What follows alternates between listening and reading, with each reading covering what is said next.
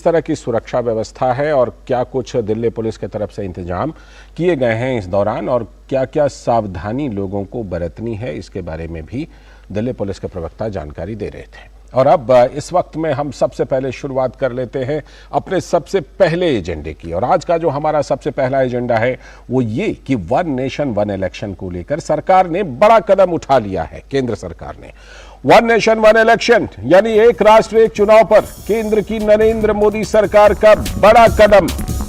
और वो बड़ा कदम क्या है कि पूर्व राष्ट्रपति रामनाथ कोविंद की अध्यक्षता में एक राष्ट्र एक चुनाव के लिए कमेटी का गठन कर दिया गया है और बाकी सदस्यों के नामों का भी ऐलान होने वाला है। इस बीच केंद्र सरकार ने आगामी 18 से लेकर 22 सितंबर के बीच 5 दिवसीय संसद सत्र, विशेष सत्र भी बुला लिया है। तो चर्चा है कि सरकार संसद के इसी विशेष सत्र में एक राष्ट्र एक चुनाव के लिए विधेयक लेकर आ सकती है। यह फिलहाल चर्चा है, इसके बारे में कोई आधिकारिक जानकारी नहीं है। फिलहाल ये चर्चा है। एक राष्ट्र एक चुनाव की व्यवस्था लागू होने का सीधा मतलब यह होगा कि देश में होने वाले सारे चुनाव अब एक साथ करा लिए जाएं। प्रधानमंत्री नरेंद्र मोदी तो पहले से भी, काफी पहले से कई बार वन नेशन वन इलेक्शन की बात कह चुके हैं और लगातार इस पर जोर देते रहे हैं।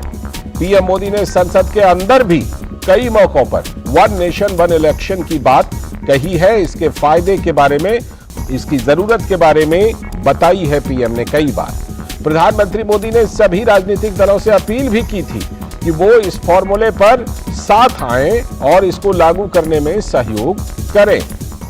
पीएम ने अपनी इस दलील के पीछे कई तर्क भी दिए थे, जिनमें पैसों और श्रम संसाधनों की बर्बादी बचाने का जिक्र खास तौर पर किया था।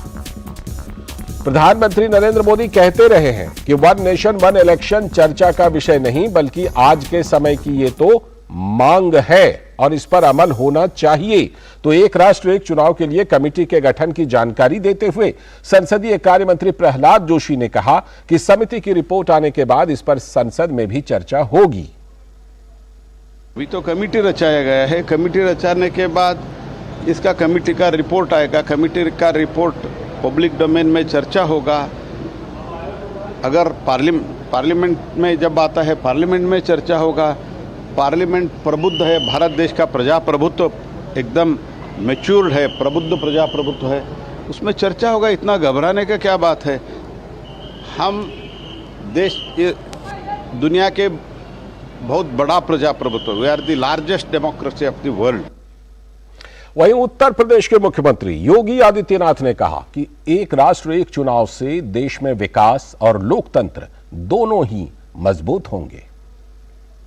लोकतांत्रिक व्यवस्था में सरकारों की स्थिरता के साथ साथ विकास के लिए भी एक गतिमान सरकार चाहिए और इस देश से वन नेशन वन इलेक्शन यह एक अभिनंदनीय प्रयास है। हमें प्रसन्नता है जानकर के कि वन नेशन वन इलेक्शन के लिए जो कमेटी बनी है, इसके अध्यक्ष पूर्व राष्ट्रपति माननीय श्री रामनाथ कोविंद जी की अध्यक्षता में बनी है। हमारे संवाददाता शैलेंद्र मिश्र जुड़ चुके हैं इस खबर पर हमारे साथ और ज्यादा जानकारी देने के लिए। शैलेंद्र, एक जो कमेटी के अध्यक्ष हैं उनका नाम तो सामने आ गया कि पूर्व राष्ट्रपति रामनाथ कोविंद की अध्यक्षता में एक कमेटी बनाई गई है। क्या और भी कुछ जानकारी आ पाई है? कमेटी के लिए कोई सदस्यों के नाम, समय सीमा या कमेटी को कुछ निर्देश, इस तरह की कोई बात अभी तक सामने विस्तार से आ पाई है क्या शैलेंद्र? जी देखिए, सूत्र ये बता रहे हैं कि आज शाम तक कमेटी के सदस्यों के नाम का ऐलान कर दिया जाएगा। कितने समय में रिपोर्ट देनी है, कौन कौन उसमें शामिल होगा। जो जानकारी मिल पा रही है कि इसमें जो एक्सपर्ट हैं, संविधान विशेषज्ञ हैं, उन्हें शामिल किया जाएगा।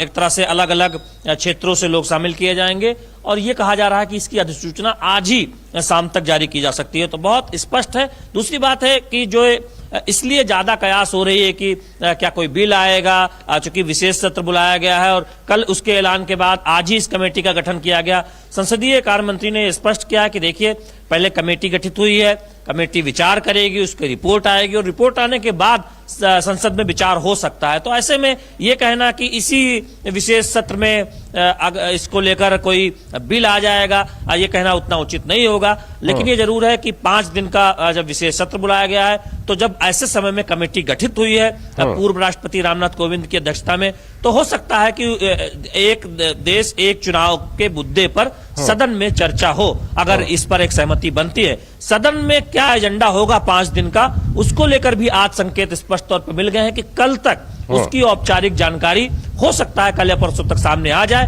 कि किस एजेंडे के साथ इस विशेष सत्र को बुलाया गया है। ये संकेत संसदीय कार्य मंत्री और संसदीय कार्य मंत्रालय की तरफ से दिए गए हैं। 5 दिनों के विशेष सत्र की बात हो रही है। आपने बिल्कुल सही कहा कि कई तरह की चर्चा है, कई तरह के अनुमान लगाए जा रहे हैं। कोई कह रहा है कि 1 नेशन 1 इलेक्शन पर चर्चा के लिए, कोई कह रहा है कि नहीं, जो नया संसद भवन है उसका इस अच्छे मौके पर, पवित्र मौके, क्योंकि उसी दौरान गणेश चतुर्थी है, तो उसका उद्घाटन हो जाएगा। कोई समान नागरिक संहिता की भी बात कर रहे हैं। लेकिन अब सरकार की तरफ से यह साफ कर दिया गया है कि ये जल्दी ही इसके बारे में जानकारी दी जाएगी कार्य मंत्रणा समिति के तरफ से कि इन 5 दिनों में क्या कुछ सरकार लेने वाली है। बिल्कुल, ये कहा गया है कि अगले 2-3 दिनों में जो पूरा एजेंडा है 5 दिनों का, वो उस बारे में औपचारिक जानकारी दी जाएगी। हम जानते हैं कि ऐसे मौके पर यह विशेष सत्र बुलाया गया है जब G20 की अध्यक्षता भारत, उसमें सबसे महत्वपूर्ण पड़ाव पर हम पहुंच चुके हैं और उसके बाद ठीक ये संसद सत्र होना है, विशेष सत्र, जब चंद्रयान 3 की उपलब्धि दुनिया भर में सराही जा रही है, उसकी उपलब्धियों की चर्चा हो रही है दुनिया भर में, केवल देश में ही नहीं।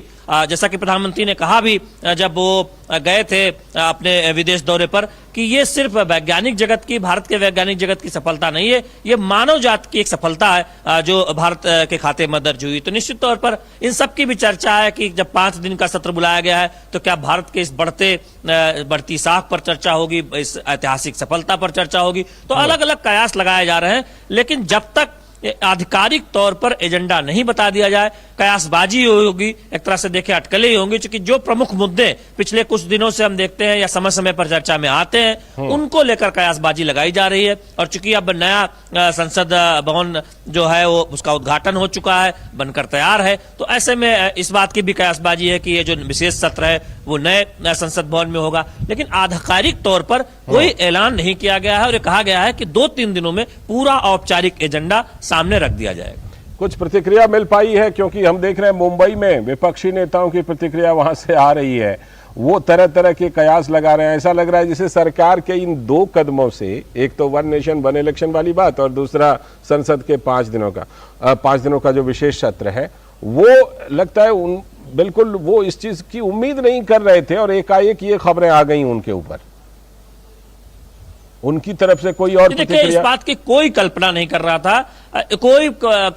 रहा था, कि विशेष सत्र बुलाया जाएगा। और हम जानते हैं कि इस बात का जब ट्वीट के जरिए ऐलान किया गया, तब उसके कारण जानने की कोशिश लगातार विपक्षी दलों के नेताओं ने मीडिया से बातचीत में दी कि ऐसी क्या जरूरत है, क्या महत्वपूर्ण मुद्दे हैं। सरकार की तरफ से संकेत मिले कि धैर्य रखा जाना चाहिए और पूरा औपचारिक एजेंडा साझा किया जाएगा। दूसरी बात यह है कि एक देश एक चुनाव, ये एक ऐसा मुद्दा है जिस पर प्रधानमंत्री की तरफ से कहा गया कि इस पर चर्चा होनी चाहिए, विचार होना चाहिए। और सरकार की तरफ से कहा गया कि देखिए, कोई ऐसा तो है नहीं कि कल लागू हो जाएगा, इस पर एक कमेटी बनाई गई है, चर्चा होगा इस पर, उस रिपोर्ट को एक तरह से सामने जब रिपोर्ट आएगी, हम जानते हैं कि पहले भी नीति आयोग उस पर विचार कर चुका है कि कितना उसका फायदा होगा, उसके बाद संसद विचार करेगी। तो एक प्रक्रिया है जिसको आगे बढ़ाने की बात हुई है, क्योंकि समय की जरूरत है, ऐसा बीजेपी और बीजेपी का शीर्ष नेतृत्व तो मानता है। और जानते हैं कि प्रधानमंत्री नरेंद्र मोदी खुद इस बहस की शुरुआत करने वाले एक तरह से